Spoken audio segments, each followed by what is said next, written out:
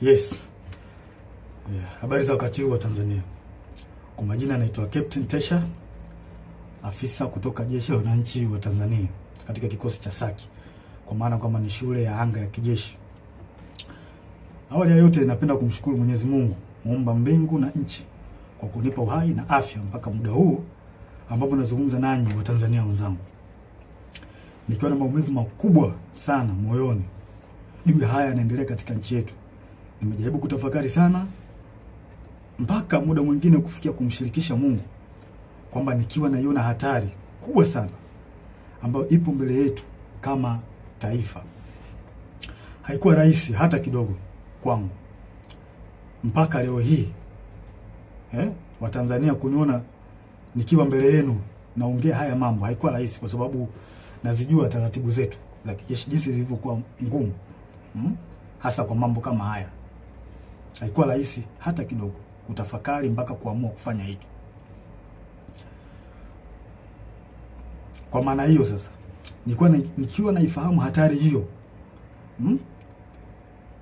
iliyopo mbele yangu juu ya hichi ninachokifanya kwenye utaratibu wetu, desturi zetu, pia katika mambo mengine, sitojali hizo hatari kwa namna yoyote. Sitomuogopa mtu yoyote, ila heshima kwa wakuu wangu itabaki pale pale. Hivyo basi nimeweza kuandika barua kwenda kwa wakuu wangu wa kazi, kwa maana kwamba CDF na wengine, kuwaeleza kwamba siridhishwi kabisa kwa yanayoendelea nchini, na naiona hatari kubwa sana katika taifa letu. Hivyo basi ni vema kama jeshi kuchukua hatua haraka sana kabla hatujachelewa, kwa kuwa imani pekee iliyobaki kwa Tanzania ni jeshi lao. Japo muda mwingine wanasiasa wanajaribu kuliingiza jeshi letu kwenye mambo ya siasa, kulitumia ili uweze kufanikisha mambo yao, lakini tumebaki kuwa imara na bado tunaendelea kuaminika na Watanzania. Hivyo basi, kwa kuona hilo na kuona hali ambayo ipo kwa sasa, sehemu pekee na imani pekee ya Watanzania ni kwenye jeshi lao. Hivyo nashauri jeshi letu liweze kuchukua nchi haraka sana na kuweza kuweka mambo sawa kuliko kuendelea kulazimisha kwenda mbele, hasa katika hili swala la uchaguzi. Baada ya kufanya hivyo, liweze kuwasikiliza wananchi kwenye taarifa, kwa maana kwamba taarifa mbalimbali kutoka kwa wananchi ziweze kuwasikiliza na maoni yao. Wanasiasa wazalendo waweze kusikilizwa nao, wenye uchungu na taifa hili wapo, wanajulikana. Mfano, kuna huyu mzee wetu mzuri kabisa, huyu Warioba, mzee mzuri sana huyu, na sijui kwa nini wanampuuza. Kuna huyu Humphrey Polepole, kuna mzee Butiku, kuna majaji wazuri, mfano huyu Jaji Robert Makaramba na wengine wengi. Pia viongozi wa dini, makundi ya haki za binadamu, viongozi wa staff wazalendo, kwa sababu kuna viongozi wa staff wengine sio wazalendo. Wanaharakati wazalendo wanaoisaidia taifa kwa kuibua mambo mbalimbali, mfano mambo ya ufisadi, matumizi mabaya na madaraka, na kuibua mambo mengine ambayo yanaisaidia jamii kwa namna moja au nyingine kuweza kutatua kero mbalimbali za kijamii. Kama sasa tukipuuzia hili, basi tusije kuepuka lawama pindi mambo yatapokuwa mabaya. Yaani tusije kuepuka lawama kabisa kama tukipuuzia kufanya hivyo. Sasa nilikuwa naomba, kabla tujaendelea mbele zaidi, nilikuwa naomba kuna jambo moja tujaribu kuliangalia hapa. I think inaweza kutupa mwanga mzuri kwa mambo mengine ambayo nitakayoelezea hapo mbele. Kuna kitu kimoja kinaitwa deep state. Deep state. Nitaenda direct. Deep state ni kundi la watu wenye ushawishi mkubwa ndani ya serikali au taasisi za dola, ambazo wanafanya maamuzi za kushinikiza sera kwa siri bila kushirikisha au kutegemea ridhaa ya umma au viongozi walio madarakani kihalali. Mara nyingi kundi hili linaaminika kuwa linaendelea kushika madaraka hata serikali inavyobadili kupitia uchaguzi wa kidemokrasia. In short, ni serikali ndani ya serikali, au kwa jina lingine unaweza kuita remote controller. Ni serikali ambayo inafanya kazi nyuma ya pazia, na mara nyingi wanatumia ushawishi wa taasisi kama zifuatazo: jeshi, idara ya usalama, polisi, mahakama, wakurugenzi, ma-CEO wa mabenki na taasisi za fedha, viongozi wakubwa wa kibiashara na matajiri wakubwa, media, mfano TV, redio na magazeti, wasanii na watu mashuhuri, na muda mwingine wanaweza kutumika bila hata wao wenyewe kujijua kama wanatumika na hao deep state. Sifa kuu za deep state hapa nitazielezea, zipo 4. Ya kwanza, hufanya kazi kwa siri au covert operation, na wanafanya kazi hivyo ili wasiweze kugundulika, kwa sababu wakigundulika inaweza kidogo ikawapa shida. Namba 2, hawajibiki moja kwa moja kwa wananchi. Mara nyingi wanawatumia wanasiasa ambao wako upande wao. Kuna wanasiasa ambao wapo upande wa deep state, kwa hao ndio wanatumika moja kwa moja kufanya mambo yao serikalini. Hutumia taarifa za siri, propaganda au vitisho kudhibiti hali. Pindi mambo yao yanapoanza kujulikana na wananchi, mara nyingi wanatumia vitisho kwa kutumia vyombo vya ulinzi na usalama, au wanaweza kutumia media na baadhi ya watu. Nashangaa tu influencer from nowhere, mtu anaanza kumtukana mwenzake bila sababu.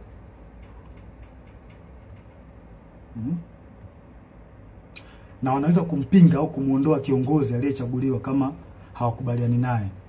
Mfano, wananchi labda wamemchagua kiongozi fulani ambao wao wamempenda, wameona kabisa huyu kiongozi ataenda kutusaidia kutukomboa katika nchi yetu au katika jamii yetu.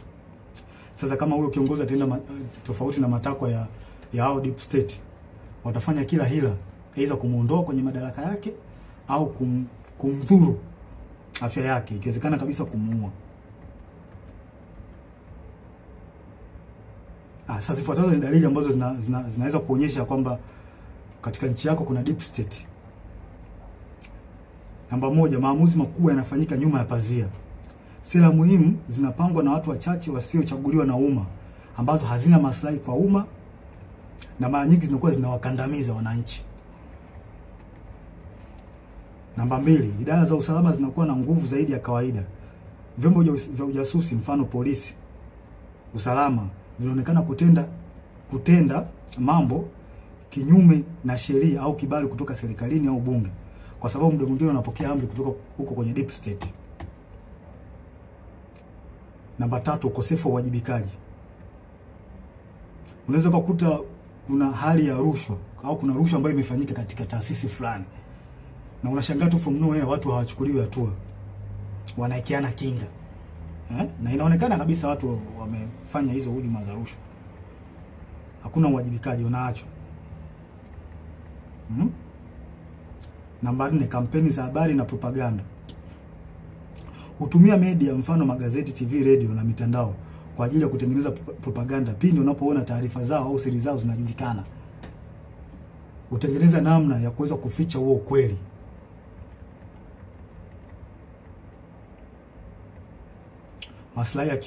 Namba 5, maslahi ya kiuchumi na kiusalama.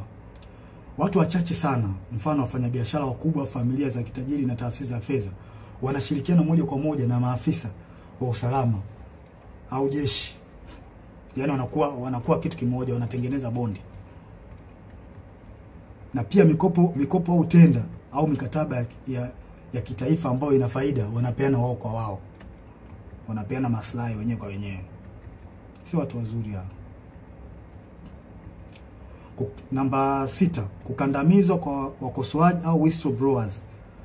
Wapiga filimbi au waandishi wa habari za kichunguzi mara nyingi wanakandamizwa, ikiwezekana kuuliwa au kudhuriwa pindi wanapotoa habari zao, pindi wanapofichuliwa. Na vyombo vya habari muda mwingine vinavyofanya hivyo, mara nyingi wanachukuliwa hatua. Hivyo vyombo vya habari vinachukuliwa hatua na hao watu kwa sababu wana mkono mrefu.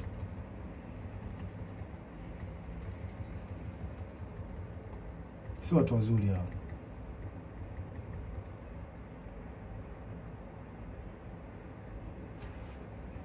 Huendeleza maslahi hata kama ni kinyume na matakwa ya umma au sheria.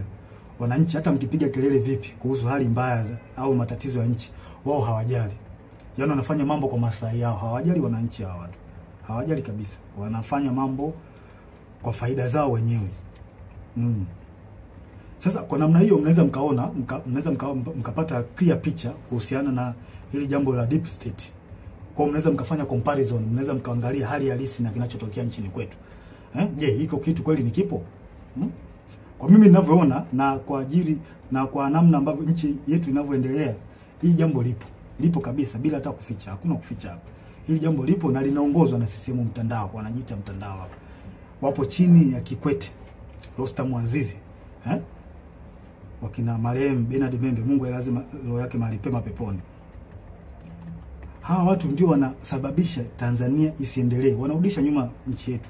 Na vile vile waliweza walimhujumu sana Dr. marehemu John Pombe Joseph Magufuli. Yeye mwenyewe alisema kuna watu wanamhujumu na Kikwete mmoja wapo. Alisema Magufuli bila ubishi. Hawa watu wa Tanzania wanatakiwa mwajue kwamba hawa watu hawana nia njema ya taifa hili. Hawana nia njema kabisa. Hawa ndio wanasababisha maendeleo yasipatikane kwenye taifa letu na usalama usipatikane kwenye taifa letu. Pindi nchi inapotaka kujikwamua iende sehemu moja kwenda sehemu nyingine, hawa wanatengeneza vipingamizi. Wanazuia. Kwa manufaa yao binafsi. Ikitokea mikataba ambayo ina manufaa kwa nchi, wao wanaingilia kati, wanaichukua wao na wanajinufaisha wao. Wananchi msitegemee kuendelea hapo. Mtapata shida. Nashangaa tu changamoto haziishi hospitalini, dawa za wagonjwa. Hivi kweli nchi yetu mpaka ilipofikia mpaka leo hii tunahangaika na dawa za wagonjwa kweli? Hii haileti picha nzuri kwa kweli. Yaani baada ya kwenda mbele kama taifa tunarudi nyuma. Na hawa watu sio kuwavumilia. Kikwete sio mtu wa kumvumilia kabisa. Na tusione haya. Tusione haya kueleza ukweli. Tusione haya kueleza ukweli katika jambo hili. Hawa watu sio wazuri. Na kwa mujibu wa Humphrey Polepole aliweza kuelezea vizuri hili jambo. Kwamba hawa watu walikuwepo tangu kipindi cha Mwalimu Nyerere. Na waliweza kutaka kujaribu kurubuni uchaguzi wa mwaka 1995. Walitaka waingie wao kwenye huo uchaguzi. Unaweza mkaona sasa namna hawa watu waliokopa na watu hatari. Hawa watu hawakubaliki na tusikubali kama taifa. Tusikubali kwa ruhusu hao kwa sababu hawa watu wakiendelea kuwepo, wakiendelea kushika hizi nyazi, tusitegemee kupata maendeleo. Tusitegemee kabisa. Na tuambiane ukweli wa Tanzania. Na ukweli siku zote tukiambiana ukweli, ukweli unaponya taifa. Kwa hiyo kila mtu akikaa kimya, kuogopa sijui haitosaidia. Tutazidi kurudi nyuma. Hata mfanye kazi vipi my friend, mtaletewa makodi ya ajabu, mtaletewa hiki, hata faida yenyewe kwenye biashara yako hutaiona. Na ndivyo kinachoendelea hata sasa hivi. Mnajionea wenyewe. Kwa hiyo hawa watu CCM, hawa mtandao sio watu wazuri. Sio watu wazuri kabisa. Wadhibitiwe. Wanalihujumu taifa. Kabisa. Wanalihujumu taifa hawa watu. Wachukuliwe hatua kali. Wadhibitiwe kabisa. Na muda mwingine wanajaribu kutafuta zile sehemu ambazo zina nguvu. Mfano kama jeshi letu. Jeshi letu still bado lipo imara sana. Lipo imara sana. Wao wenyewe wanaona hii ni sehemu pekee ambayo wanaweza wakajifichia au wakapita huko kurahisisha mambo yao. Mfano wa mambo ya uchaguzi. Wanajua kwamba wakitumia jeshi wanaweza wakapitisha mambo yao. Na hili swala sio zuri. Na mimi ningependa nimshauri afande Sidif awe makini sana hawa watu. Asipokuwa makini nao tutalipoteza hili taifa. Watanzania hawatakuwa na sehemu nyingine ya kulilia. Sehemu pekee iliyobaki sasa hivi ni kwenye jeshi. Jeshi ndio ambao iko strong mpaka muda huu. Hizo sehemu nyingine, sijui mahakama, polisi, tayari Watanzania hawaziamini. Na huo ndio ukweli. Tusifiche mambo hapa. Huo ndio ukweli. Tusifiche mambo. Hebu afande CDF, naomba tuangalie kitu kimoja na wenzangu. Tunaweza mkapata tafakari kidogo hapa. Tunajua katika jeshi letu kuna watu wa aina mbalimbali. Wako wengi sana. Kuna waumini wa Askofu Gwajima. Kuna watu ambao pia walikuwa wanampenda Magufuli. Kuna watu ambao pia ni waumini wa Roman Catholic. Na ambao pia wamesikitishwa sana na kupigwa kwa huyu padri wao Father Kitime. Kuna watu pia ambao ni watu ambao wanapenda haki. Wanachukizwa tu na mambo ambayo yanaendelea nchini. Wapo kwenye jeshi letu. Wapo watu wengi wazuri wapo.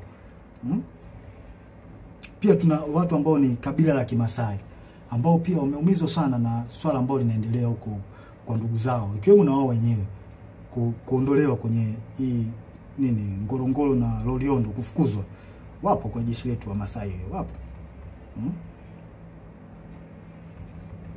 Wapo wengi sana. Pia kuna askari ambao ni ndugu, jamaa na marafiki na watu ambao waliotekwa na kuuawa. Wapo ambao wana undugu au na urafiki. Wapo. Wapo wengi. Sasa hebu tutafakari kitu kimoja. Sasa kama hawa watu wapo na kwa namna moja au nyingine wameumizwa na haya ambao au wameathirika kwa namna moja ama nyingine na baadhi ya matendo ya serikali. Kwa mfano kama kupigwa kwa Father Kitime, au Katoliki ambao ni askari watajisikiaje? Kufungiwa kwa kanisa kwa la Askofu Gwajima, au waumini ambao ni askari kwenye jeshi letu wanajisikiaje? Au wa Masai, maafisa na askari ambao ni wa Masai wamefukuzwa Ngorongoro huko ndugu zao, au ongezekana wao wenyewe watajisikiaje? Au askari na maafisa ambao ni wapenda haki, wanapenda tu kuona kwamba nchi inaenda katika misingi ya haki, wakiona haya yanayoendelea nchini watajisikiaje? Sasa vipi sasa ikionekana kwamba hao wanasiasa wanajaribu kulazimisha jeshi litumike kuwanufaisha wao, hasa chama tawala? Hawa watu hawa watajisikiaje? Watahisi vipi? Wakati chama tawala hicho ambacho kimeshika dola ndicho kilichowaumiza, kilicholeta machungu, kufungiwa kanisa, kufukuzwa kwa Masai Ngorongoro, wa Katoliki kwa Father Kitime kupigwa. Unadhania watajisikiaje watu? Sijui mnanielewa?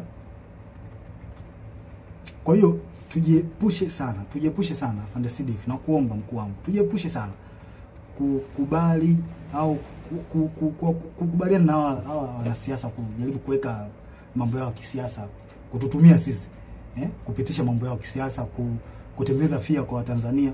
Tusiruhusu watu wafanye hivyo. Tutaligawa jeshi. Hao wanajeshi hao waliofanywa haya yote nilioeleza, wana maumivu, tunajua wana maumivu makubwa kiasi gani? Wanajisikiaje kwa ambayo yanafanyika? Au waliotendewa ndugu zao, maaskofu zao, wanajisikiaje? Unajua wanawaza nini kwenye akili zao? Je, vipi sasa wakihisi kwamba hao wanasiasa wanataka kulitumia jeshi lao, watajisikiaje? Si wataona kama jeshi nao limewatenga, liko upande wa watu ambao sio watu wazuri? Hii ni hatari sana kwa taifa. Tusikubaliane hata mara moja. Na mimi binafsi sikubaliani nayo. Sikubali jeshi kuhusishwa na mambo ya siasa, kwa sababu ni hatari. Ni hatari kwa taifa. Tuambiane ukweli. Yaani ukweli utatusaidia sana. Na haya mambo hata alishasema baba wa taifa Mzee Warioba, alishakataza sana. Tusirihusishe jeshi kwenye mambo ya siasa. Tutaharibu nchi. Tutaleta mgawanyo mkubwa sana. Leta mambo. Kuna maaskari na maofisa ambao wanapendezwa sana na the way huyu mwenyekiti wa Chadema Tundu Lissu anavyofanya hizo siasa zake. Wanapendezwa nao. Huwezi kumlazimisha mtu, hivyo kitu kipo moyoni mwake. Sasa vipi sasa wakiona kwamba jeshi linahusishwa na wanasiasa wanalitumia kwenye mambo ya watu watawala ambao wamemzuru au wanaendelea kumshikilia vibaya huyo wao Tundu Lissu, watajisikiaje? Tunatengeneza bomu ambalo linaweza kuja kutulipukia baadaye tukashindwa kulidhibiti. Tujiepushe sana na haya mambo. Sio mambo mazuri. Sio mambo mazuri kabisa. Yanahatarisha taifa letu kwa kweli. Tusiweze kuyavumilia kabisa. Tuwe wawazi kuyaongea.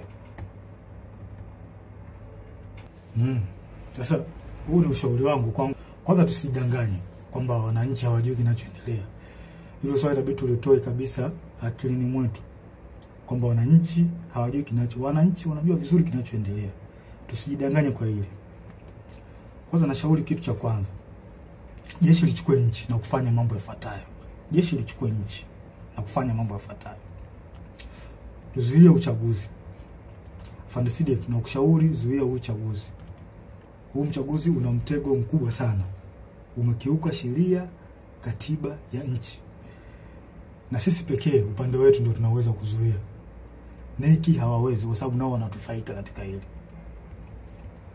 Kwa mkuu wangu na kushauri usiingie kwenye mtego wa kuruhusu huu uchaguzi kufanyika. Na kama tukiruhusu, tutakuwa tumekosea sana Watanzania. Huu uchaguzi una makashfa mengi, kashfa za rushwa, babaishaji kwenye kila sehemu, babaishaji.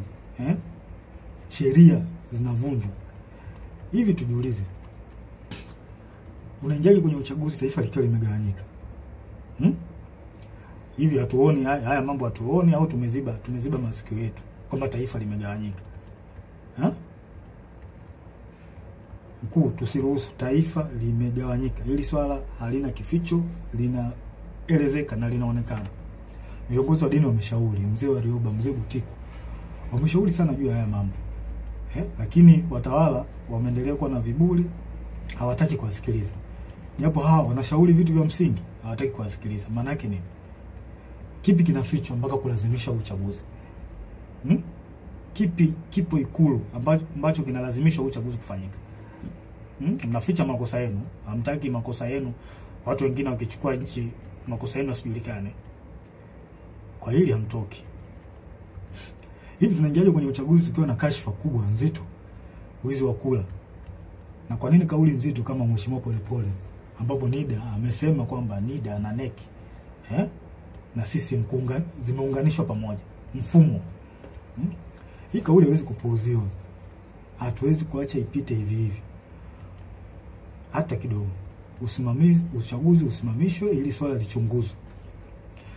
Na pia inanipa mashaka na nashangaa tangu hii kauli itolewe, sijui kama kuna hatua zozote zilizochukuliwa mpaka sasa hivi. Sijui.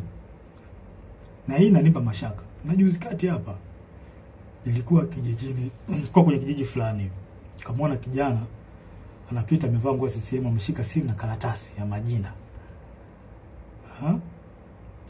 Nikamwita, nikamwambia hebu nione hiyo karatasi yako hiyo na majina. Kuangalia nikaona namba, sijui namba za NIDA, sijui majina, sehemu mwaka wa kuzaliwa. Nikamchunguza, nikaangalia na kwenye smartphone yake nikaona mfumo kwamba anaweka jina pale. Anachagua sijui amezaliwa mwaka gani, anaweka. Kile kitu kilinipa mashaka sana. Yaani kimenipa mashaka. Na imani hata baadhi ya Watanzania mtakuwa mmeliona hili. Hivi vitu mtakuwa mmekiona. Sasa mimi nimejishuhudia kwa macho yangu. Sasa hii sio, haileti picha nzuri na ni hatari katika taifa. Hatuwezi kupuuzia. Hatuwezi kuacha mambo yaende hivi hivi. Haiwezekani. Tunaendaje kwenye uchaguzi ukiwa kwenye kiongozi wa chama cha upinzani amewekwa ndani? Tena kwa ila. Sasa kama tumekubali demokrasi, kwa nini tusikubali kuishi nayo? Na uzuri wake ni ipo kwenye katiba. Demokrasi imeruhusiwa, mfumo wa vyama vingi imeruhusiwa kwenye katiba. Kwa nini tunakataa au hatutaki au tunatengeneza mazingira kutokubaliana nayo, kwenda nayo? Mtoeni huyo mtu. Hao wenye chama chao wanataka wamtoke, huyo mtu atolewe au haki itendeke. Tusifanye mambo kioleo. Tunalipoteza hili taifa. Tukiendelea kukaa kimya hili taifa litapotea. Na mimi sipo tayari kwa hilo. Sipo tayari kabisa. Sasa tunaendaje kwenye uchaguzi tukiwa na malalamiko ya tume huru ya uchaguzi?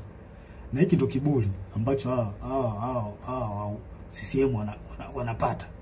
Kwa sababu wanaona wanaweza kuimiliki hii tume huru. Mzee Warioba alishauri, mimi sio wa kwanza. Mzee Warioba alishauri watu mbalimbali wa haki za binadamu na wazalendo kweli hawa watu walishauri walishauri kwamba hii tume huru ya uchaguzi jaribu kurekebisha baadhi ya mambo. Wao hawataki, wanalazimisha tu mambo kwenda hivi hivi. Kwa nini wanalazimisha? Wanaficha nini? Kwa nini wanalazimisha? Kama chama tawala kinajiamini kimefanya maendeleo, iwapi hao tume huru ya uchaguzi? Wananchi si wanaona kwamba chama hiki kimefanya maendeleo. Watakipa tu kula. Watakipa kula kuliko kuangaisha haki za watu hapa. Tunamkosea Mungu. Tunamkosea Mungu, na hii ni hatari katika taifa. Haiwezi kuvumilika hata kidogo. Haya, tunaingiaje kwenye uchaguzi kwa kuna tuhuma za rushwa ndani ya chama, iko chama tawala CCM na nje? Kwa nini tunakuwa na upuuzwaji wa kufuatilia mambo ya rushwa ambazo zinaweza kuhujumu uchaguzi na kupata kiongozi ambaye hastahili? Kwa nini? Hawa watu nini? Wanaita watu wa kupambana na rushwa, PPCB. Mnafanya kazi gani? Kwa nini hamchunguzi? Kuna viongozi kuna tuhuma za viongozi wa watu walitoka Chadema kwenda sijui chama gani, chama cha nini cha umma. Kuna tuhuma hapo kwamba hawa watu, kuna tuhuma za rushwa, walienda huko ili kwenda kuhalalisha uchaguzi. Vipi, mmezichunguza hizo tuhuma? Au mnaacha mambo yaende? Mkiacha mambo yaende, mnaharibu taifa. Nawaambia, mnaharibu taifa. Hili taifa mnaliharibu mkiacha mambo, msipotimiza majukumu yenu. Mnaliharibu taifa, na hili alikubaliki. Na sijui mnalipeleka wapi hili taifa. Hili swala lichunguzwe. Hizi tuhuma haziwezi kaachwa zipite hivi hivi tu. Alafu mnalazimisha uchaguzi ufanyike.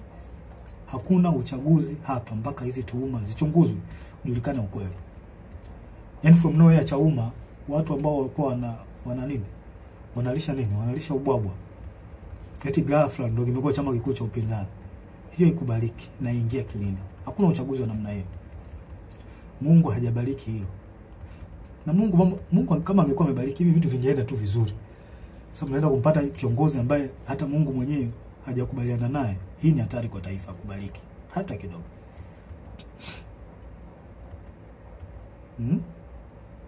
Sasa tunaingiaje kwenye uchaguzi kwa kuna uonevu zaidi wa chama cha upinzani? Kwa makusudi wanazuia kufanya hata mikutano yao. Wanafunguliwa kesi za hila na za ovyo za kuwazoofisha. Wafuasi wao wanakamatwa, wanatekwa, wengine wanauawa. Kama vile sio wa Tanzania. Hili halikubaliki. Halikubaliki hata kidogo. Kama tumekubali mfumo wa demokrasia, kwa nini tunashindwa kuishi nao? Mfumo wa demokrasia tumeukubali na tumeweka kwenye katiba. Kwa nini tunakubali kuishi? Kwa nini hatutaki kuishi nao? Kama hatutaki demokrasia hii, demokrasia mfumo wa vyama vingi, basi tuiondoe. Kuliko kufanya tu mambo kiolela, mnaua watu, mnawapiga, mnawazoofisha, sio vizuri, leti picha nzuri. Hawa ni Watanzania wenzetu. Haitaki hili swala, mimi sikubaliani nayo. Hiki kitu kipo ndani ya katiba. Mfumo wa vyama vingi upo ndani ya katiba. Sasa kwa nini mnawazoofisha hawa vyama hivi vya upinzani? Kwa nini mnawazoofisha? Wengine mnawafungulia makesi. Kweli hili halikubaliki. Alafu ngoja niwape mbinu chama tawala. Ngoja niwape mbinu ambayo iko very clear. If you really want to destroy or defeat the opposition party, the only thing is to derive development that will direct impact the life of citizen. Hii ndo the only way ya kuweza kudestroy chama cha upinzani. Pelekeni maendeleo kwa Watanzania. Pelekeni maji, pelekeni maendeleo yale ambayo ni tangible, ambayo direct itawafikia Watanzania, wananchi wenyewe. Hapo ndo njia sahihi ya kuweza kuua vyama vya upinzani. Na sio kama hivi mnavyofanya, mnawaua, mnawapiga. Haileti picha nzuri. Sio jambo zuri. Hao wote ni Watanzania. Sio jambo zuri kabisa, likubaliki. Mnamkosea Mungu bure. Haya, mtaingiaje kwenye uchaguzi? Hata chama chenyewe iko chama tawala. Uteuzi wao wa kiongozi wao hauna uhalali. Watu wamelalamika, wameenda mpaka mahakamani. Wengine mpaka leo wanalalamika kwenye vyombo vya habari na mitandao ya kijamii kwamba kiongozi wao hajateuliwa kwa mujibu wa katiba yao. Tunaendaje kwenye uchaguzi kwa staili kama hiyo? Nafasi za ubunge zimekuwa za rushwa. Ndugu jamaa na marafiki ndio wanapewa hizo nafasi. Sasa mtaenda kutengeneza serikali ya aina gani? Wale watu waliochaguliwa na Watanzania wenyewe na wananchi waliopitishwa kwenye kura za maoni, ambao wananchi wanawaamini kwamba ni watu wazuri na watendaji kazi wazuri. Mmewakata. Mmeka watu wetu. Sasa nashangaa mtaenda kutengeneza serikali ya aina gani huko mnapotaka kwenda? Hii ni hatari kwa taifa na haikubaliki. Haikubaliki hata kidogo.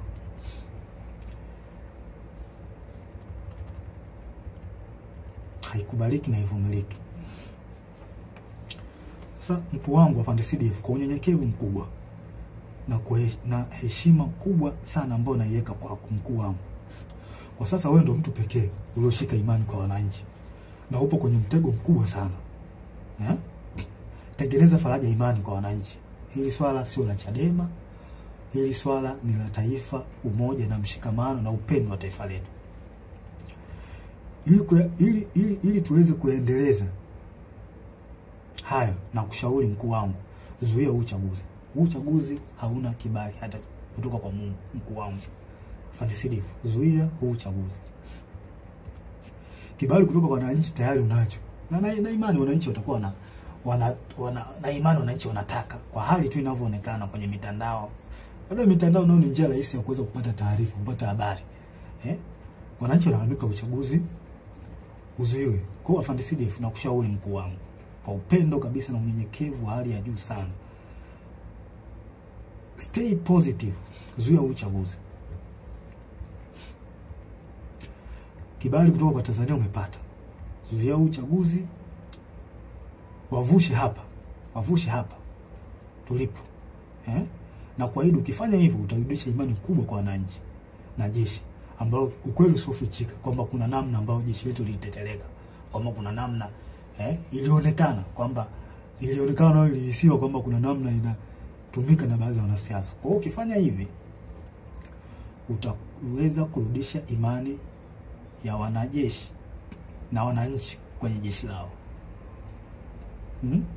Kwa maana jeshi letu lipo kwa ajili ya kulinda katiba na kuwalinda wananchi, na sio kiongozi aliyekuwa madarakani. Mkuu wangu Afande Sidifu, nasisitiza tena, huu uchaguzi ni wa kihuni, tusikubali kabisa. Tusikubali wauni wachukue hili taifa. Na ndio maana kuna hali ya kulazimisha. Wauni kuna jambo wanataka kulifanya. Tusikubali. Tukifanya hivyo hakika tutakuwa tumeligawa taifa. Na haya mambo sio ufisadi ambao tunayaona sasa hivi. Ufisadi, sio uaji, yani utaongezeka maradufu, na wananchi hawatakuwa na la kuongea. Utaongezeka maradufu tukikubali uchaguzi ufanyike. Afande Sidifu, umeshika matumaini ya Watanzania, zuia uchaguzi.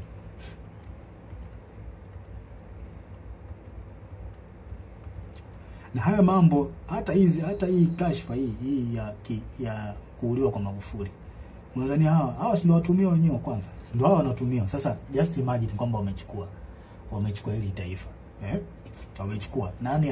Nani atachunguza kifo cha Magufuli kama wao wenyewe ndio wanahusika? Nani atarekebisha mikataba ya bandari, mikataba mbalimbali ikiwemo mkataba wa bandari, ikiwa wao ndio wamepitisha mikataba migodi, makaa ya mawe? Nani ataifuatilia wakati wao ndio wahusika wakuu? Inatia mashaka sana. Nani atafuatilia ukiukwaji wa haki za binadamu? Nani atafuatilia ukiukwaji wa utumiaji vibaya wa ofisi za umma, ikiwemo wao ndio wanahusika, ikiwa kwamba wao ndio wanahusika? Nani atafuatilia? Mkuu wangu Afande Sidifu, tusipochukua hatua za kuzuia uchaguzi, basi tunaenda kupoteza hili taifa na kuwasaliti wa Tanzania. Tusipofanya hivyo, tunaenda kuwasaliti wa Tanzania. Tujiulize kwa nini wanalazimisha na kutumia nguvu kubwa katika huu uchaguzi. Kwa nini wanalazimisha hawa watu? Kuna nini wanaficha ambacho hawataki wa Tanzania wakijue hapo Ikulu? Kuna nini hiki hawa watu wanaficha mpaka walazimishe? Yaani mambo yanaenda tofauti na katiba, wao wanalazimisha tu. Tofauti na sheria za uchaguzi wanalazimisha. Kuna nini?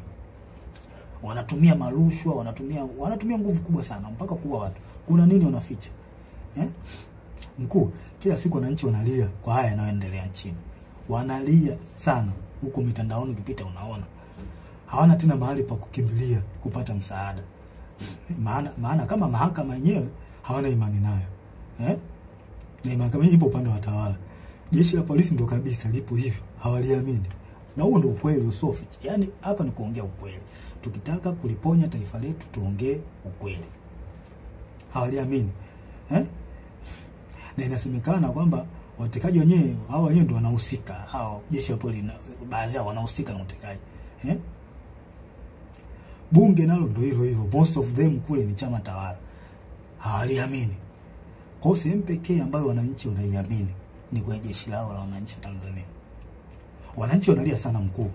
Wanataka jeshi lao liingilie kati, lichukue nchi, kuweka mambo sawa.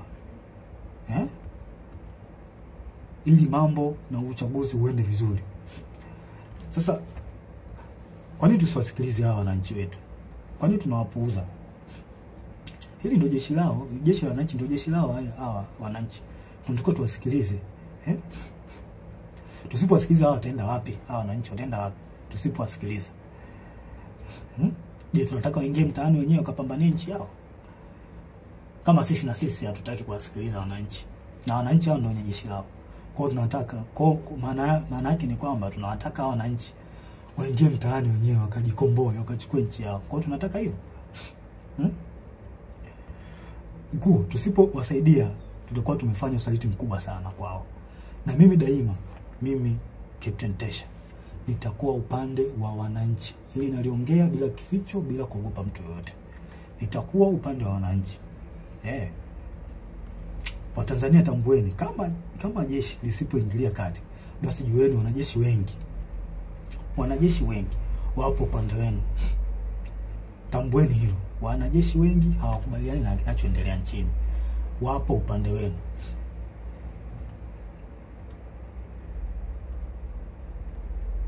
Hakuna kuzuia. Hakuna kuwazuia tena. Nendeni mkadai haki yenu ya kikatiba, wala msogope. Hakuna kutia huruma tena. Nendeni mkachukue nchi yenu kwa mujibu wa katiba. Maandamano yapo kwa mujibu wa katiba. Na haya mambo hata baba wa taifa aliongea, Mwalimu Julius Kambarage Nyerere. Tusikubali wahuni waichukue nchi. Tukiwa wazembe, wapole, wahuni watakuja kuwatawala. Kwa hiyo tusikubali. Wananchi mko upande sahihi. Hawa watawala wamewapuuza maoni yenu. Na kama wamepuuza, maana yake ni nini? Chukueni haki yenu, tendeni haki yenu. Hakuna kuogopa, hakuna kutia huruma tena. Sasa na ole wake polisi au mtu yoyote hawazuia wa Tanzania kudai haki yao ya kikatiba. I promise you hutobaki salama. Wewe utakaowazuia wananchi kudai haki yao ya kikatiba, hutobaki salama. Nasema hili wazi bila kificho. Siogopi mtu yoyote.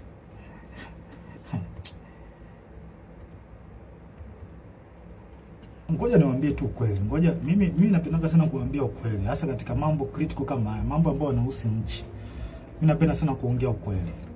Yaani nyinyi watawala, msijidanganye kwamba mkipuuzia hali hii. Mkipuuzia hali hii kwamba msijidanganye kwamba mambo yataseto. Kama miaka yote ya uchaguzi mambo yanavyokuwa, kwamba watu wa Tanzania wataongea alafu baadaye watasahau, wataliacha. I promise you this time is different. Kwa hali ninavyoiona, this time is different. Hiki kipindi ni tofauti na nyakati nyingine zote. Wazungu wanakuambia, wana kauli yao, wanakuambia what brought you success yesterday does not guarantee victory tomorrow. Njia ambazo ulizozitumia wewe kupata success kipindi kilichopita, usitegemee kwamba ukizitumia njia hizo kwamba zitakupa faida. Hapana, unapotea. Sio hivyo. Yaani haiwezi kawa hivyo siku zote. Sasa I promise you mambo hayatakuwa mazuri. Yaani yatakuwa mabaya zaidi. Life will never be this. Wazungu wanasema life will never be as usual kama mkilazimisha hili.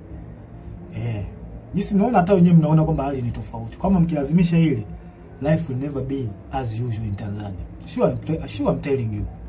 Yes. Afande Sidef, mimi nakuombea kwa Mungu wa mbinguni katika jina la Yesu Kristo akupe hekima na ufunuo kuyaona haya na kulinusuru taifa. Kwa sababu mimi naamini kwa sasa wewe ndio mtu pekee unaoaminika na Watanzania.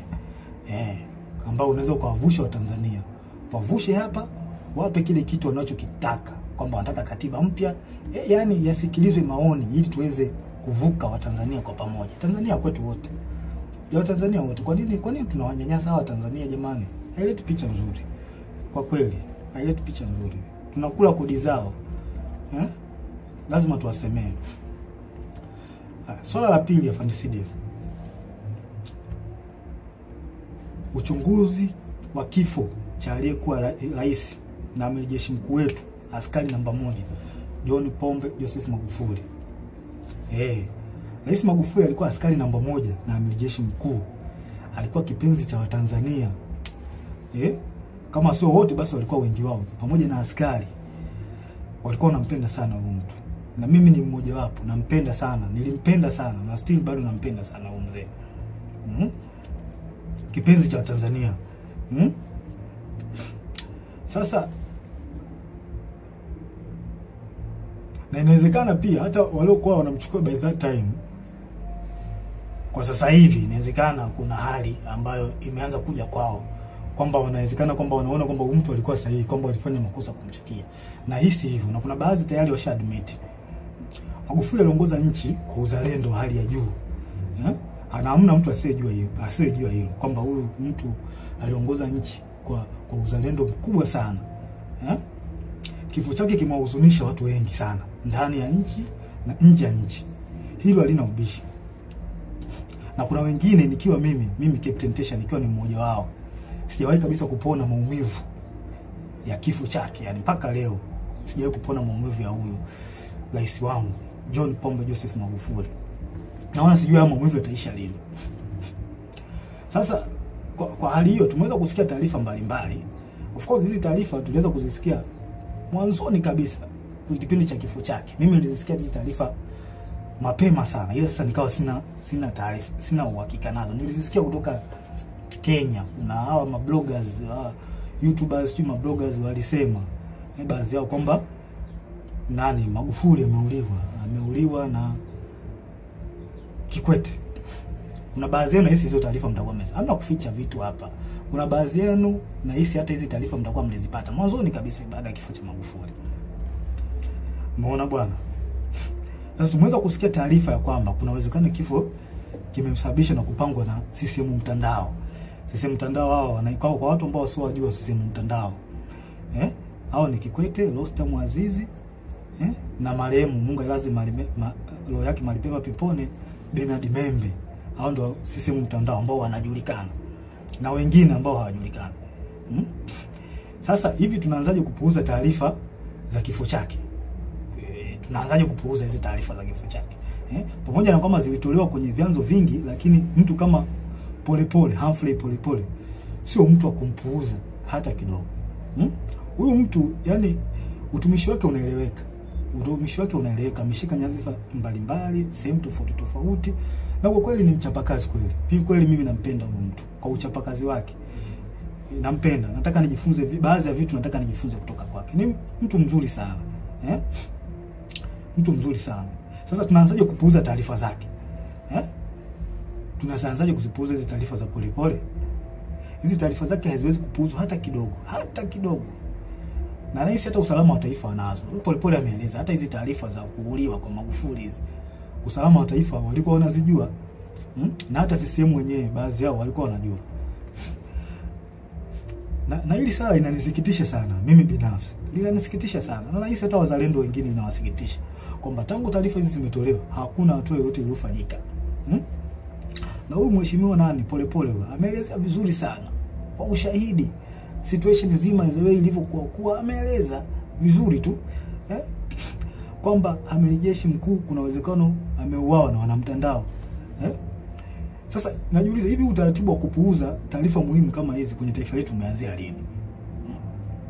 Umeanzia lini kupuuza taarifa ya kifo cha mheshimiwa wetu Magufuli? Umeanzia lini kupuuza taarifa zinatolewa na mtu kama Polepole? Mnapuuza. Kwa nini mnapuuza?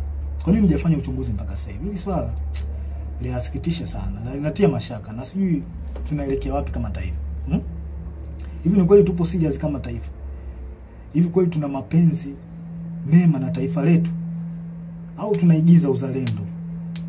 Kuna watu wengine wanaigiza uzalendo, yani wao wanaigiza, hawana ule uzalendo kutoka moyoni. Wapo kwa ajili ya maslahi. Hii tabia kuchukulia poa mambo muhimu katika taifa letu limeanza lini? Hili alikubaliki.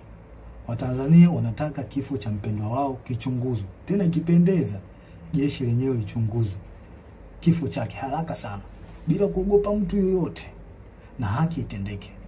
Hatuwezi kukubali tu mambo yaende hivi tu, yani kwamba mambo ya kwamba taarifa ishatolewa kwa tunaacha mambo yaende hivi. Hilo alikubaliki. Na isema hii dhahiri kwa moyo, hilo alikubaliki. Kifo cha Magufuli kichunguzwe. Hatuwezi kukaliacha hili swali linapita hivi. Hilo swali haliwezekana, haliwezekane. Lazima tuchunguze. Tena nashauri kwa dhati. Tena nashauri kwa dhati kabisa moyo wangu na ukweli mtupu, nashauri mtandao wote wakamatwe, waweke ndani haraka bila kumwogopa mtu yoyote, kwa sababu hakuna aliyejua hiyo sheria. Hakuna mtu, mtandao wote waliotajwa na Humphrey Polepole, kwa sababu hata usalama wa taifa hizi taarifa wanazo. Hao nani watu wa CCM wa taarifa wanazo juu ya kifo cha Magufuli, kwamba taarifa zilitoka awali kabisa hata kabla Magufuli mwenyewe kuondoka. Hawa watu wakamatwe, hawa CCM mtandao wakamatwe haraka sana, yani haraka iwezekanavyo, wakamatwe waweke ndani. Kikwete na wenzake wote wawekwe ndani, wasije wakakimbia nchi hawa, yani wawaiwe haraka sana, yani nashauri haraka sana. Afande CDF, nakuomba, hii ni muhimu sana, naomba ingilia kati, haki itendeke katika hili. Kifo cha Magufuli kichunguzwe. Sasa ningependa nigusie kitu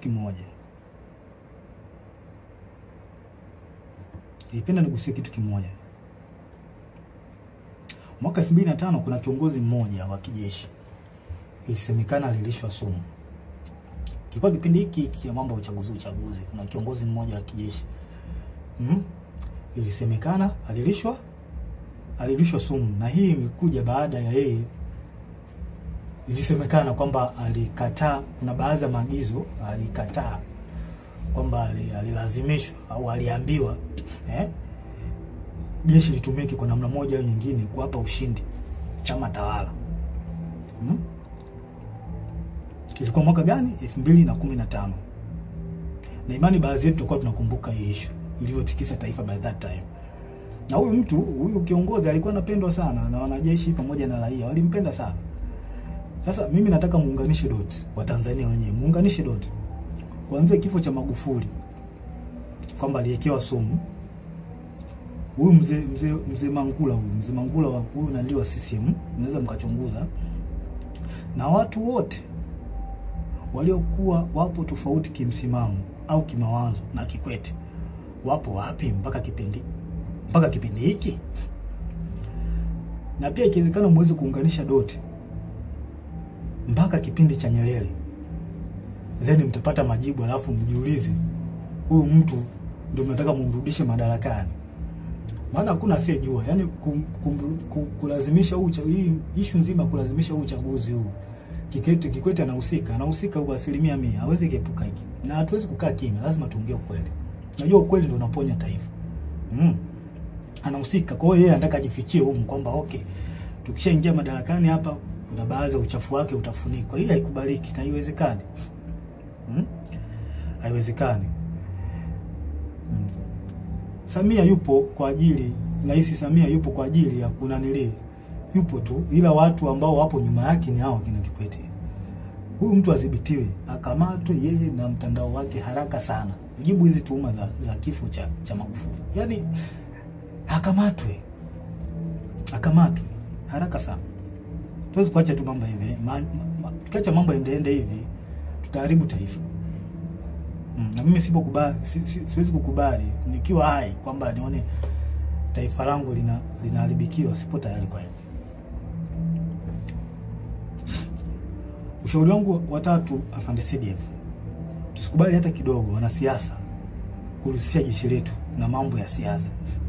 Hili swala mimi sio mtu wa kwanza kulizungumzia, na madhara yake makubwa sana. Wananchi watakosa imani na jeshi lao. Yaani jeshi lishaanza kukaa tu kwamba linaegemea upande wa chama fulani. Vipi sasa wale upande wa chama kingine ambao ni wanajeshi au ambao ni raia watakuwa wanalionaje jeshi lao? Hili jambo sio zuri. Tuliangalia kwa makini. Kuna mambo mengine, kwa mfano kama kuna picha zinazosambaa mitandaoni zikionyesha jeshi jeshi lina magari ya kijeshi sijui yametumika, helikopta vikitumika, sijui watu wengine sijui wale kuruta wanaenda kwenye kampeni. Hili jambo ni kama ni kweli, jambo halileti picha nzuri. Haileti picha nzuri kabisa kama ni kweli. Tunaharibu nchi. Sasa vipi sasa, kwa mfano chama kingine kinaomba sasa magari au kinaomba helikopta kwamba okay, kwa sababu mmewasaidia watu fulani na sisi tunaomba mtusaidie. Vipi wakiomba tutawapa?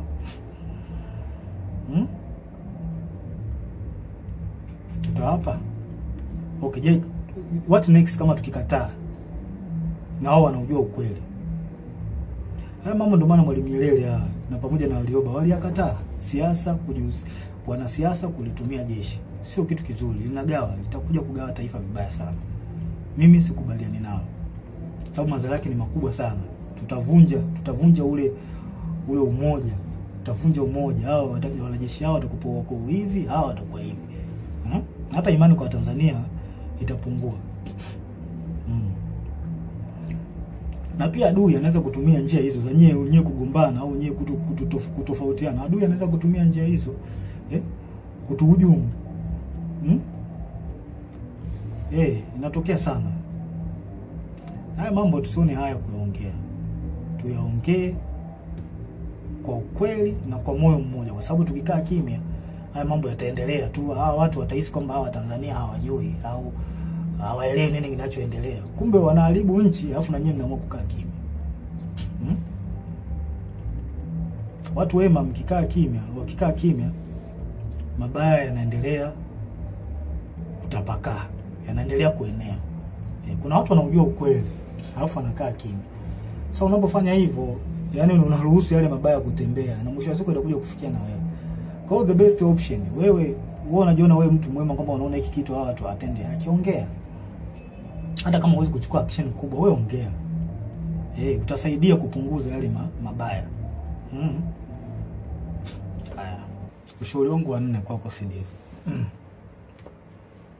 Unahusiana na swala zima la rasilimali za nchi. Tumesikia kuona taarifa mbalimbali kupitia kwenye vyombo rasmi vya habari na watu mbalimbali ambao wanaaminika, ambao hatuwezi kutilia shaka taarifa zao kwamba rasilimali zetu za taifa zinahujumiwa. Hizi taarifa na imani, hizi taarifa nyingi na imani unazo. Sasa mkuu, haya mambo sio ya kuwapuuzia hata kidogo. Swala mkataba wa bandari ambao ndio usalama wa taifa. Bandari ndio usalama wa taifa. Swala migodi. Migodi mbalimbali ya makaa, mawe, dhahabu. Swala Ngorongoro. Naomba na nashauri mkuu wangu liangalie na lifanyie kazi. Watu wa Ngorongoro wapewe haki yao. Tukumbuke haki haipotei. Haki ya watu haipotei. Tutaichelewesha tu lakini haipotei. Maumivu leo nayo watu wa Ngorongoro hayaleti afya kwa taifa hata kidogo, zaidi ya kuleta laana. Kama tuwatendei haki hawa watu, tunaleta laana kwenye taifa. Mtaka muelewe hivyo. Msipowatendea haki watu, taifa litapata laana pamoja na wewe kiongozi ambaye unasimamia. Umeshindwa kutenda haki. Hawa watu wa Ngorongoro wana maumivu makubwa sana. Sana. Pia nashauri jeshi lako lipitie mikataba ya tangu Magufuli alipofariki. Nasemekana kuna mikataba mingi imepitishwa hapa ambayo haina manufaa kwa taifa. Mingi. Sasa mimi I'm just think kwamba hii hali kwamba tukiacha iendelee hivi tukuruhusu uchaguzi upite hivi ambao ni wa magumashi. Hivi mikataba nani ataipitia? Nani ataipitia mikataba jamani? Ndiko tu uchungu na taifa letu. Hawa watu hawa ambao wako madarakani wanaonekana hawana uchungu kabisa. Na hilo swala halina ubishi. Tuongee ukweli. Hili swala halina ubishi kabisa. Nani ataichunguza sasa hiyo mikataba?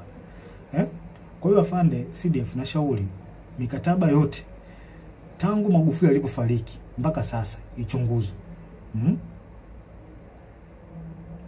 Kwa sababu haya mambo tunayoyasikia kwa watu ambao tunawaamini na mitandaoni sio ya kupuuzia, kwa sababu mitandao ni chanzo pia cha kupata taarifa. Kwa hiyo issue iliyobaki ni kuyafanyia kazi. Kwa hizo taarifa za mitandaoni sio za kupuuzia hata kidogo.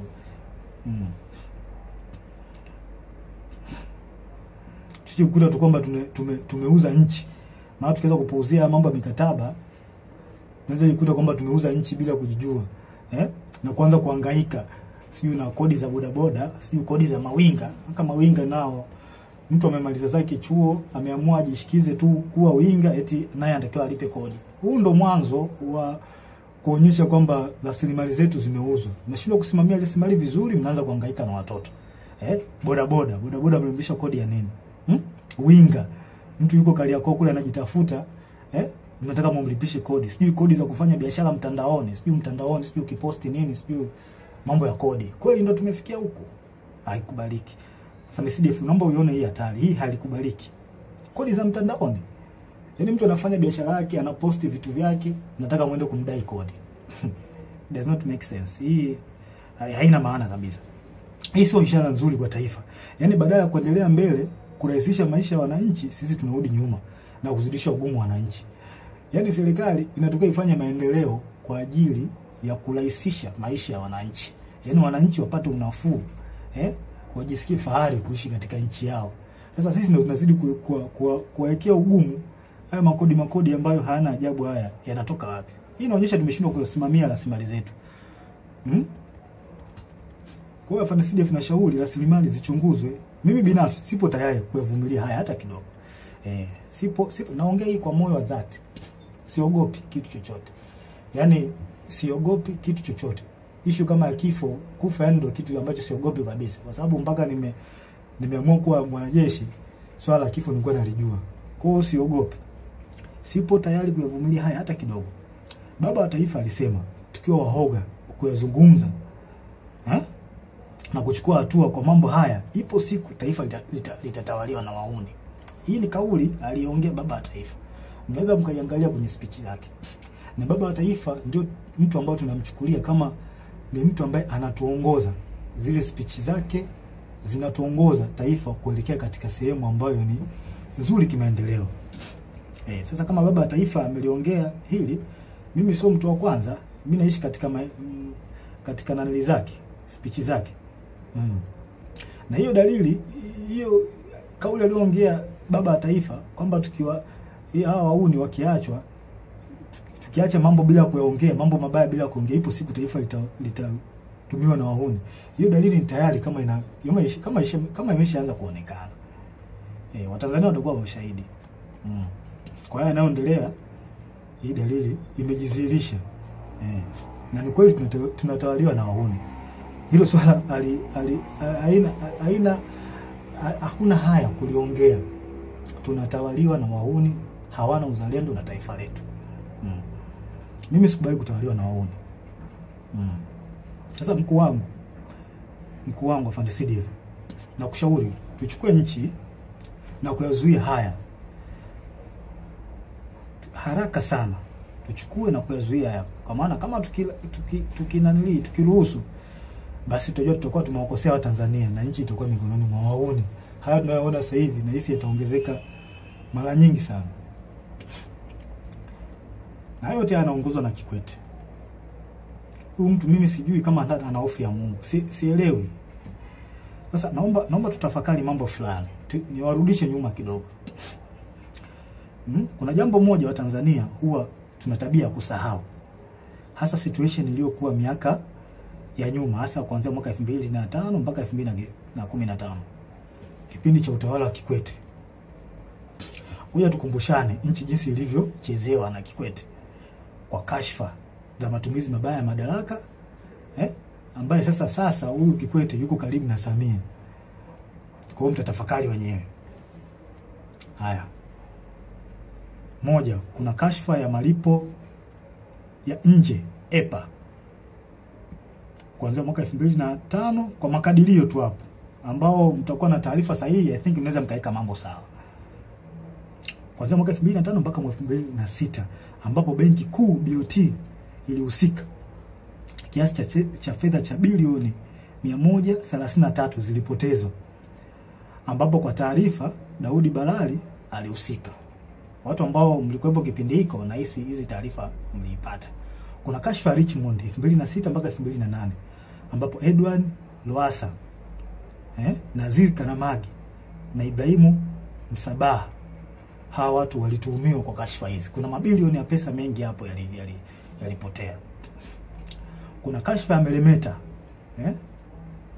Tan Gold na Deep Green Finance mwaka 2006 mpaka mwaka 2007. Bilioni 155 zilitumika bila uwazi. Watu wamebeba hela hapo. Kipindi cha Kikwete alikuwa kiongozi. Kuna kashfa ya rada 2007. Serikali ilinunua rada kutoka Bae. Kampuni inaitwa Bae, I think iko UK. Kwa bei ya juu mno kupitia rushwa. Yaani watu hawa wauni wauni watu wabaya sana. Hawa wauni walipandisha gharama. Yaani hii kampuni ilikuwa inauza gharama ya chini, lakini wauni ambao walipewa wakaenda kufanya manunuzi ya rada wakapandisha gharama. Karibia bilioni 60 waliongezea bilioni 60. Kwenye ununuzi wa hii rada kutoka UK. Sasa kwa bahati nzuri serikali baada ya kufuatilia zile fedha ziliweza kurudishwa na serikali ya Uingereza bilioni 60. Naona mambo haya. Haya. Kashfa ya makaa ya mawe ya Kiwila Coal Mine kuanzia mwaka 2008. Mgodi uliuzwa kwa kampuni inayohusishwa na viongozi wa juu kwa wakati huo ambaye alikuwa Edwin Lowassa na Daniel Yona. Mabilioni ya shilingi ya ununuzi wa mgodi wa mikopo.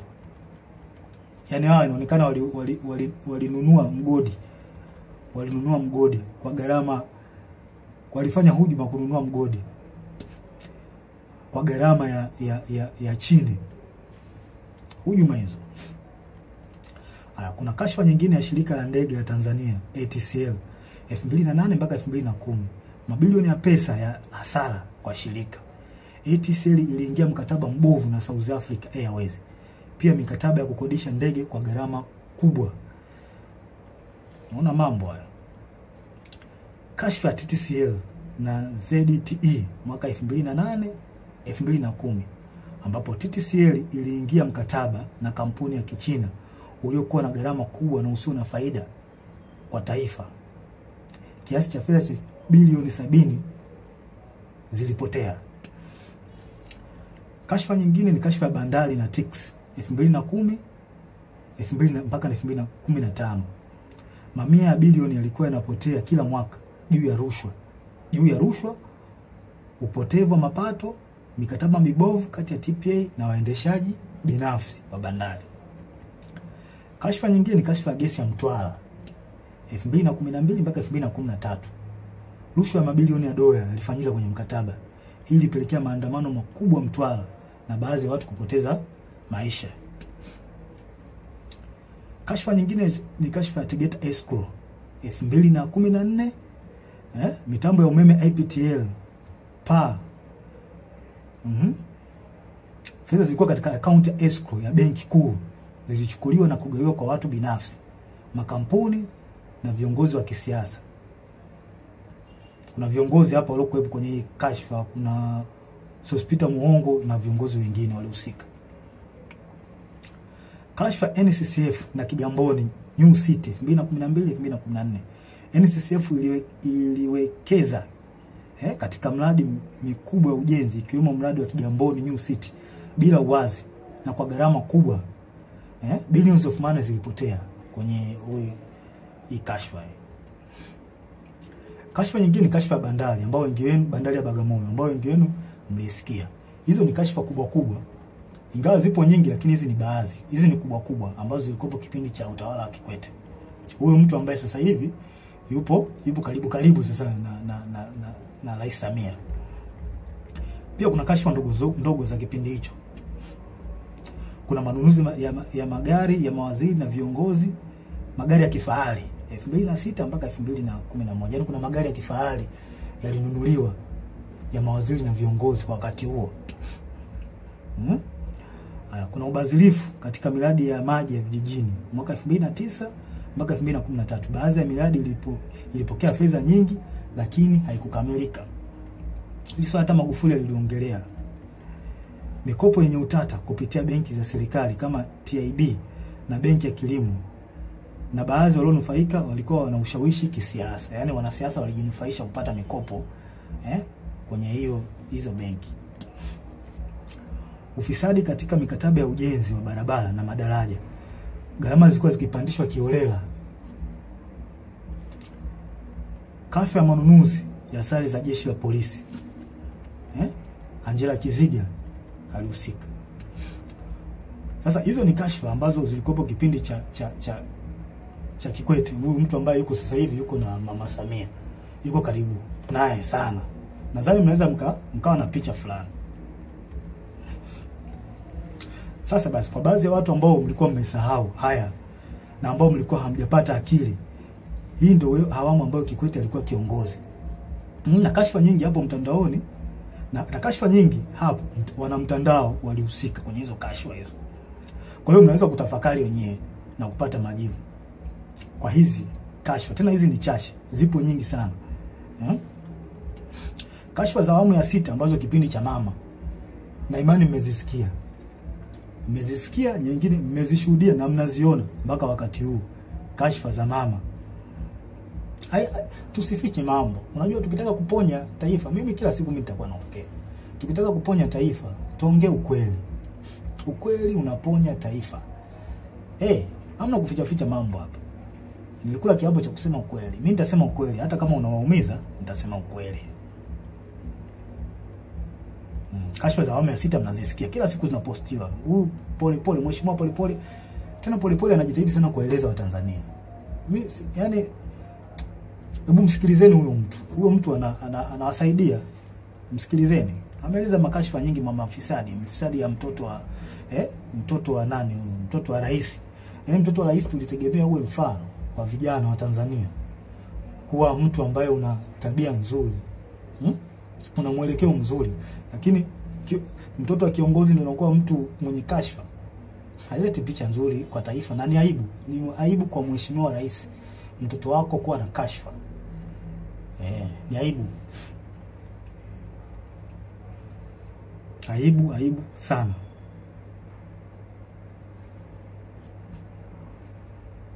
Hizo kashfa za awamu ya 6 mnazijua na zimeelezwa na Polepole na wanaharakati wazalendo. Kuna wanaharakati wazalendo sana wa taifa hili. Wanajaribu kuibua mama kwa lengo la kuwafahamisha, kuwafungua macho wananchi, muelewe kwamba mjue nchi yenu inaendea wapi. Wamejitahidi sana hawa wazalendo. Wanatoa taarifa mbalimbali na taarifa hizo nyingi zina ukweli. Nyingi zina ukweli. Unaona hata kwenye masuala ya uongozi mambo tu yanaenda ovyo ovyo. Yaani kipindi hiki mambo yanaenda ovyo ovyo. Mambo haeleweki, ni kama nchi haina kiongozi. Lazima tuongee ukweli, hamna kuficha hapa. Rushwa kila sehemu, yani rushwa zimetapakaa. Hivi mradi mdogo kama ule wa mwendo kasi ule. Mwendo kasi kweli ndio kufikia stage hii. Watu wanapita kwa kuingia madirishani. Watu wanajaa mpaka unakaa juu. Ni kweli? Kweli tunalipeleka wapi ile taifa? Kitu kidogo kama mradi ule wa mwendo kasi tunashindwa ku-manage. Je, standard gauge hii tutaiweza hii? Na wasiwasi na tunapoelekea sio pazuri. Kweli. Na mimi nitaendelea kuongea ukweli. Nitaendelea kuongea ukweli daima. Kwa hiyo mnataka umjue huyo Kikwete ni mtu aina gani? Ambao mnamtetea baadhi yenu. Nataka mumjue kipindi chake alifanya mambo gani. Hawa watu hawafai kabisa. Hawana uzalendo wala uchungu na Tanzania. Nyie ambao mpo gizani mpaka msaizi hamyaoni haya. Naombea kwa Mungu mpate ufunuo tu muweze kuyaona haya. Ushauri wangu wa 5 kwako CDF. Afande CDF, na kuomba kwa hekima kabisa watu wafuatao waweze kukamatwa, wapelekwe kwenye vyombo vya sheria juu ya tuhuma zinazowakabili. Watu hao ni huyu mtoto wa Kikwete, mtoto wa Samia Abdul Kikwete mwenyewe, rais mstaafu Rostam Aziz, Angela Kiziga, na huyu mkurugenzi wa usalama wa taifa Mumbo. Wakamatwe haraka sana kabla ya kukimbia nchi kujibu tuhuma zinazowakabili. Yaani hili swala tusione haya. Kama tupo upande wa haki, tusione haya kuzungumzia hivi vitu. Hawa watu wakamatwe. Wameharibu sana hili taifa. Hatuwezi kuacha watu wachache wachafue na kuharibu taifa. Haiwezekani. Wakamatwe haraka sana bila kuogopa wala kuonea haya. Hawa watu sio kuacha hata kidogo. hawawezi kuepuka mkono wa sheria. Sio watu kuacha. Kwa haya yanayoendelea hawezi kuepuka mkono wa sheria. Na hii inaonyesha ndio maana wanalazimisha uchaguzi. Ili wafiche uchafu wao. Inatabidi tulifikirie hili swala. Kwa nini hawa watu wanaficha, wanalazimisha sana uchaguzi? Kuna vitu ambazo wanavificha. Je, na sisi tumekubaliana kuna hivyo vitu wanavyovificha kwamba tumekubaliana kwamba tuviache tu? Tunalipeleka wapi taifa? Na shauri mkuu, hawa kabla kukimbia nchi, wakamatwe haraka sana, waekwe kwenye vyombo vya sheria. Sio watu kuacha hata kidogo. Wanalazimisha uchaguzi. Kuna vitu ambavyo wanavificha hawa. Haiwezekani. Haiwezekani kabisa. Na hakuna uchaguzi. Hakuna uchaguzi wa namna hii. Hakuna uchaguzi. Tukiwaruhusu hawa watu wafanye huu uchaguzi ambao hauna haki wala kibali kwa Mungu, tunaenda kulipoteza taifa. Na tusije kusema kwamba tusije kumlaumiana baadaye. Tusije kulaumiana. Hakuna uchaguzi wa namna hii. Hakuna. Mimi wajibu wangu ni kuwalinda Watanzania. Na kuwalinda Watanzania nitawalinda kwa namna nyingi. Nitawalinda kwa njia ya kuongea, nitawalinda kwa njia ya silaha pale inapobidi. Nipo tayari kwa hilo kwa sababu ndicho kiopo changu. Na najisikia faraja kuwalinda hao Watanzania. Yaani ni faraja kubwa sana. Kubwa sana. Nawapenda sana. Mkuu, nasisitiza tena. Na sio kwamba nakupa amri, na shauri. Hawa watu wakamatwe haraka sana. Hili swala halitopita daima mpaka haki itendeke. Nchi gani tunakubali kusumbuliwa na kikundi cha watu wachache wasioitakia mema nchi? Yaani kikundi cha watu wachache kisichozidi hata 20 kinasumbua watu almost milioni 60. Kweli tunakubali kusumbuliwa na watu na wanajeshi na tukiwemo huko? Mimi sikubali. Hao watu wakamatwe ili turudishe imani kwa taifa na uwajibikaji. Maana walishazoea kwamba wana Tanzania wanaongea alafu watasahau. Hili swala halitosaulika milele na milele. Mpaka kieleweke. Na hata kama imetokea mmeniua mimi, na imani wako watu wengine wataendelea kuongea. Kwa sababu mnaweza mkatafakari, kama mnahangaika na watu ambao wanaongea ukweli, afu mnawaua tangu mlipoanza hivyo vitu vya kuwaua watu mpaka leo hii, vipi mmefanikiwa? Lazima tuongee ukweli, hamna kufichana hapa. Mlifanikiwa? Kwa mimi nitaongea, mkiniua watakuja watu wengine kuongea. Mpaka kieleweke. Haki lazima itendeke hapa. Nyerere alishasema tukikaa kizembe wauni watakuja kututawala. Mimi sikubali kutawaliwa na muone. Sasa kwa Fan CDF naomba niliweke ili swala niliweke, niwe mkweli katika swala hili. Na wanajeshi wenzangu wazalendo kweli. Naomba niliweke ili swala liwe open kwenu. Tusipokuwa makini, jeshi letu litakuja kutekwa na wanasiasa. Hii inakuwa mwazi kabisa, sincerely. Kama ilivyotekwa mahakama, jeshi la polisi, usalama, na iona hatari jeshi letu nalo kuja kutekwa na wanasiasa. Na tusidanganye kwamba kwetu halitotokea. Hiyo inawezekana na dalili zishaonekana. Lakini this time itakuwa tofauti na miaka yote. Hawa watu wamefanya maovu mengi sana. Hawa akina Kikwete, Rostam, Samia, wametumiwa kwa mambo mengi sana, maovu na mazito kweli kwa taifa hili. Hivi mnahisi watakaa kizembe? Watakaa kizembe tu? Lazima walazimishe kwa uchaguzi. Lazima walazimishe. Kwani tunadhani kwamba hatujui au wanadhani kwamba hawajui hatari ambayo iko mbele yao kwa yote waliyofanya? Jeshi pekee ndio sehemu iliyobaki kwa hao kujihakikishia usalama wa kudumu. I promise, kama hawa watu wakiingia madarakani, na jeshi letu ndio litakuwa mwisho wake, kwa sababu watahakikisha wanalikamata jeshi kama walivyofanya kwenye vyombo vingine vya ulinzi na usalama. Hili halina ubishi na liongea kwa ukweli. Watalikamata jeshi letu na watafanikiwa. Na hii watafanya ili wapate full protection. Na hapo wananchi na wanajeshi wenye uzalendo wa kweli na mapenzi mema katika taifa hili, mtakuwa hamna pa kwenda kwa kulilia. Lazima tutataka full protection. Kwa sababu kwa uchafu waliofanya lazima watajitahidi by enemies wapate full protection. Na sehemu ile baki ni jeshini. Kwa lazima lazima watalikamata jeshi. Lazima tukiruhusu uchaguzi ufanyike. Uchaguzi huu ufanyike. Lazima watalikamata jeshi. Kama ilivyokuwa polisi na mahakama. Lazima watafanya hivyo. Je, tupo tayari kwamba tunakubali wafanye hivyo? Hawa tuone hii hatari ambayo iko mbele yetu.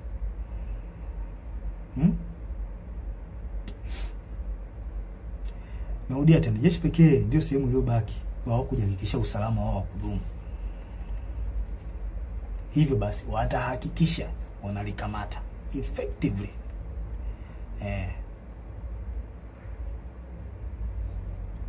Hawa watu wa FANDC lazima wadhibitiwe haraka sana.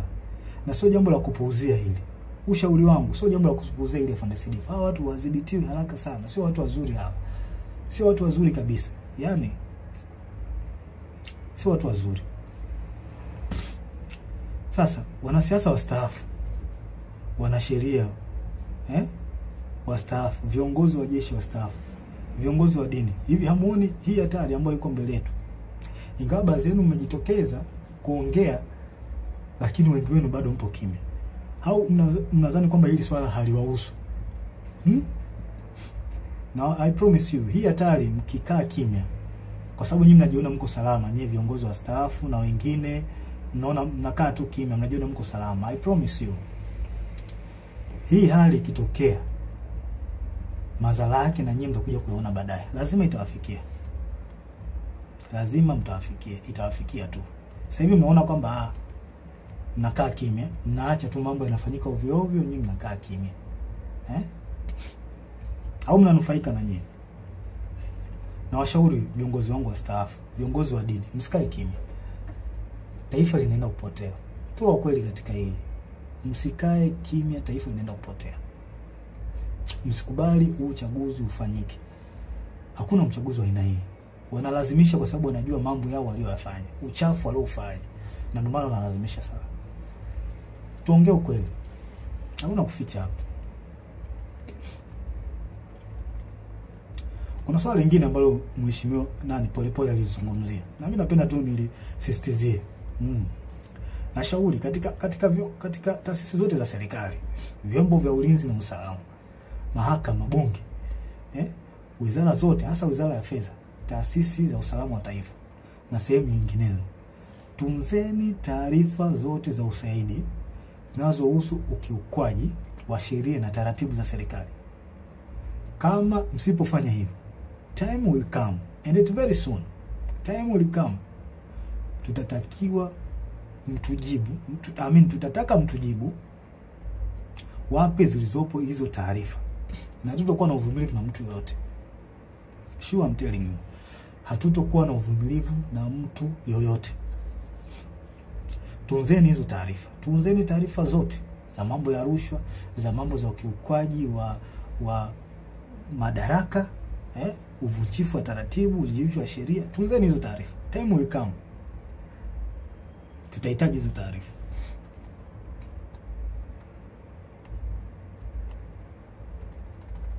Hatuwezi kuacha mambo yanaenda hivi hivi tu kwenye taifa. Yaani sasa tutakuwa ni taifa la aina gani?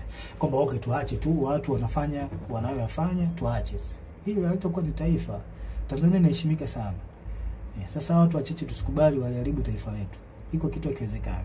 Hakiwezekani mbinguni na duniani.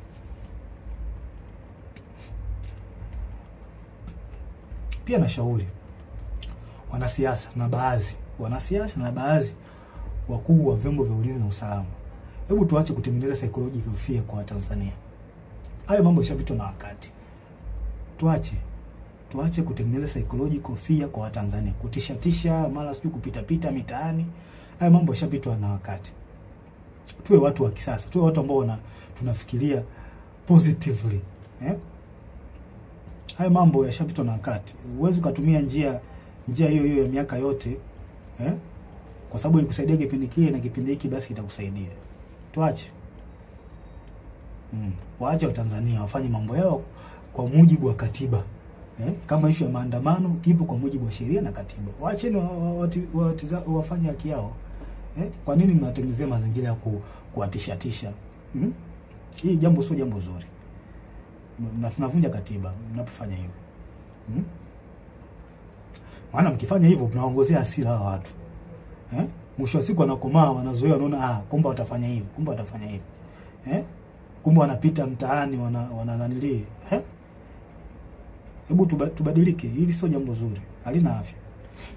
Njia pekee ya kutuliza mambo hapa, yani njia pekee, the only way to settle down all the problem ni kufanya mwafaka wa kitaifa. Hiyo ndio njia pekee ambayo itasaidia haya yote kuliko kuwatisha. Na watishaji wananchi, watu wenu walipa kodi hawa. Wake zenu hawa, wake zenu. Wa marafiki zenu, ndugu zenu, wachumba zenu. Ndio hawa wako ulaiani. Kwa hiyo mnawatisha. Kwa nini mnawatisha? Sio jambo zuri. The only way ni kufanya mwafaka wa kitaifa. Kudumisha upendo na amani katika taifa, na sio kuwatisha raia. Mimi sikubaliani nayo, iko kitu na sikipendi. Tunataka tujue pia huu mwaka ni tofauti. Hili swala halihusu chama fulani, eti sio chama cha upinzani. Hapana, hili swala ni la taifa. Tusome alama za nyakati tuone. Hili swala linahusu taifa. Sio swala la Chadema hili swala. Kwa mwaka huu mnabidi muangalie hata nyenye utofauti wa huu mwaka. Watu waalizishwa nao endelea nchini. Mwafaka wa kitaifa unahitajika. Na ningependa niwashauri wa Tanzania, wananchi, sincerely, mpo katika right track. Mnachokifanya au mnachotaka kukifanya, sijui maandamano, mpo sahihi. Mpo sahihi kwa sababu hata baba wa taifa ameliongelea hilo. Mpo katika right track. Mna baraka zote kutoka kwa baba wa taifa, mna baraka zote kutoka kwa Mungu na hata kwangu. Na pia mnataka mtambue kwamba asilimia kubwa ya wanajeshi wapo upande wenu. Wengi hawezi kutoka hadharani kama nilivyotoka mimi, kwa sababu sio ujasiri wa kila mtu ambaye anaweza kufanya hivi. Ila mtambue wanajeshi wengi na askari, hata kwenye polisi huko na sehemu nyingine, wapo upande wenu. Hapo upande wenu kabisa. Na kwa sababu mnachokisimamia ni haki na kinaonekana, basi jua hata baba wa haki ni Mungu wetu, Mungu wa mbinguni, yupo upande wenu. Hakuna kuogopa wala kutia huruma. Hili naliongea kwa msisitizo. Hakuna kuogopa wala kutia huruma. Na ole wake, yani hapa naliongea sasa kwa kumaanisha ole wake polisi au mtu yoyote atakayewazuia wa Tanzania kutimiza haki yao kikatiba. Siku inakuja, I promise you, siku inakuja tutakuuliza kwa nini ulikubali kupokea amri ya kuwazuia hao watu au kuwaua au kuwazuru. Kwa nini ulikubali kufanya hivyo? Najua muamini, lakini siku iko njiani.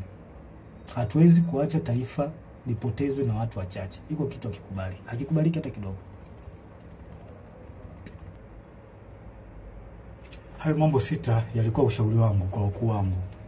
Kwa hiyo kama mkiona inafaa kutekeleza, basi itakuwa jambo la heri, itakuwa jambo zuri, kwa sababu lengo ni kulisaidia taifa letu, kuliokoa katika hiki kipindi. Na tusidharau kwamba hakuna hatari. Hatari ipo na ni kubwa sana.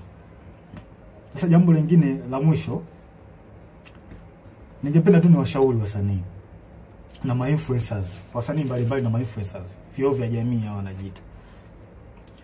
Wasanii, jitahidini mkae upande wa wananchi. Huo ni ushauri ambao nawapa, japo sio wa ulazima sana, ila ningependa niwashauri mkae upande wa wananchi. Jifunzeni kwa wasanii wengine wa nchi nyingine. Matatizo kama haya yakitokea, angalieni woga wanakaa upande gani.